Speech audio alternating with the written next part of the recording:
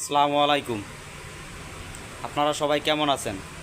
একটা কথা বলার জন্য আসছিলাম কুরবানির মাংস নিয়ে।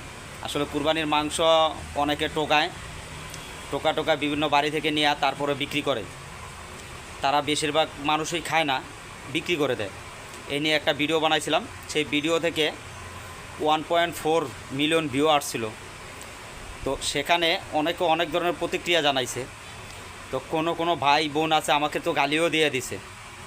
তো আমি তাদের উদ্দেশ্যে বলবো যে যদি বিক্রি করে, তারা বলে যে যদি বিক্রি করে তারা দুইটা টাকা পায় তাতে আপনার সমস্যা কী, এরকম কথাও কেউ বলছে। তো আসলে আমি এই জন্যই বলা, কুরবানির মাংস টোকাইতে আমি হিন্দু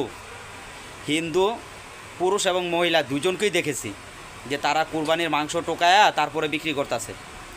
তার চাক্ষুষ প্রমাণ আমি নিজে, আমি নিজে দেখছি। এই জন্যে আসলে ভিডিওটা করা। তারপরে কুরবানির মাংস কেন দেওয়া হয়, ইসলাম কি বলে?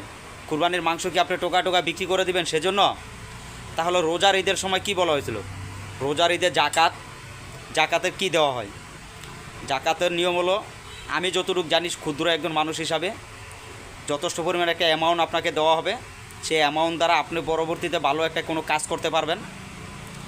ভালো কোনো একটা কাজে লাগাইতে পারবেন, যাতে করে আপনার অন্যের কাছ থেকে হাত পাতা না লাগে। আর কুরবানিটা দেওয়া হয় একটা ঈমান আকিদার জন্য, বা এই মাংসটা যারাই গরিব দুঃখী পায় তারা এই মাংসটা পায়া খাবে। বছরে একবার, কে বছরে কয়বার খাইতে পারলো না পারলো তা ঠিক না, কিন্তু তারা খেতে পারলো এই জন্য।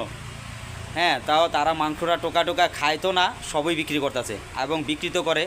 হিন্দুরা গিয়া পর্যন্ত ওই মাংস টোকাইতে আছে এবং বিক্রি করতেছে। এটা আপনারা কি চোখে দেখেন?